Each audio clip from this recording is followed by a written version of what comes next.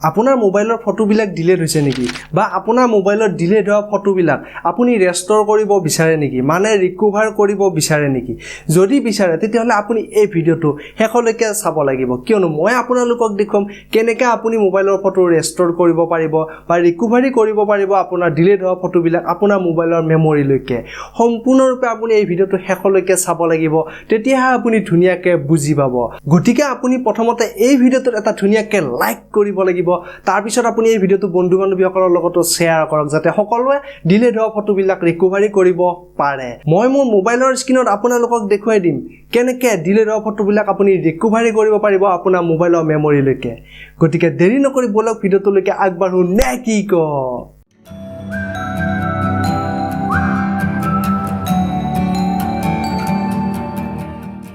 এতিয়া আপোনাৰ মোবাইলত ডিলিট হোৱা ফটোবিলাক ৰিকভাৰ কৰিবৰ কাৰণে পোনপ্ৰথমতে আপুনি এটা সৰু সফটৱেৰ ডাউনলোড কৰিব লাগিব আৰু সেই সফটৱেৰটো ডাউনলোড কৰিবৰ কাৰণে আপুনি প্লে ষ্টৰত যাওক আৰু আপুনি এই সফটৱেৰটো ডাউনলোড কৰি লওক ফটো ৰিকভাৰি নামৰ সফটৱেৰটো আপুনি আপোনাৰ মোবাইলত ডাউনলোড কৰি ইনষ্টল কৰক তাৰ পিছত আপুনি এই সফটৱেৰটো ধুনীয়াকৈ ওপেন কৰক মোৰ যেহেতু ডাউনলোড হৈ আছে গতিকে মই ইয়াক ওপেন কৰি দিম এতিয়া আপুনি দেখা পাইছে এই ফটো ৰিকভাৰি সফটৱেৰটো ওপেন হৈছে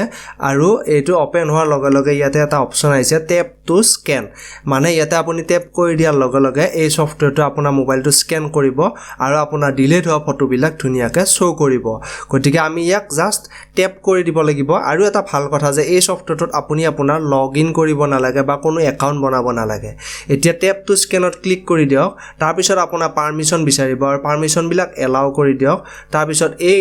মানে সফটৱেৰটোৱে আপোনাৰ গ্যালাৰীটো স্ক্যান কৰিব আৰু স্ক্যান কৰাৰ পিছত দেখা পাইছে এনেকৈ আপোনাৰ ফটোবিলাক শো কৰিব ইয়াতে মোৰ টোটাল ফটো আপুনি দেখা পাইছে 7122টা ফটো ডিলিট হোৱা আছিল আৰু এই সম্পূৰ্ণ ডিলিট হোৱা ফটোবিলাক ইয়াতে দেখাইছে আৰু এই ফটোবিলাক কমসে কম মোৰ 2-3 বছৰ আগতে ডিলিট হোৱা ফটো আছিল এইবিলাক আৰু আপুনি আপোনাৰ মোবাইলত 2-3 বছৰ বা তাতকৈ বেছি দিন যদি আপুনি এটা মোবাইলে ব্যৱহাৰ কৰি আছে সেই মোবাইলটো ডিলিট হোৱা ফটোবিলাক ইয়াতে শো কৰিব আৰু আপোনাক যেটো ফটো ৰিকভাৰ কৰিব বিচাৰে সেই ফটোটোত আপুনি ক্লিক কৰি দিয়ক মই এই ফটোটো ৰিকভাৰ কৰিব বিচাৰো ইয়াতে মই ক্লিক কৰি দিছো তাৰ পিছত আপুনি তলত এটো দেখা পাইছে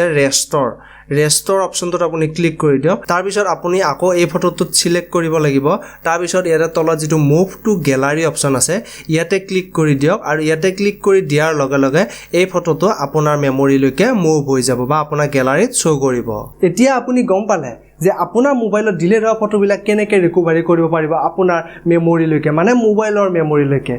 যদি আপুনি এই ভিডিওটো সঁচাকৈ চাই ভাল লাগিছে তেতিয়াহলে এটা ধুনীয়াকৈ লাইক কৰিব আৰু আমাৰ এই চেনেলটো সাবস্ক্ৰাইব কৰিবলৈকে নাপাহৰিব এনেকুৱা ধৰণৰ মোবাইলত ব্যৱহাৰ কৰা সফটৱেৰসমূহৰ টিপছবিলাক পাই থাকিব এই চেনেলটোৰ সম্পূৰ্ণৰূপে অসমীয়াত গতিকে বন্ধু বান্ধৱীসকল আগলৈ এনেকুৱা ধৰণৰ নতুন ভিডিঅ'ৰ সৈতে লগ পোৱাৰ আশাৰে আজিলৈ ইমানতে ধন্যবাদ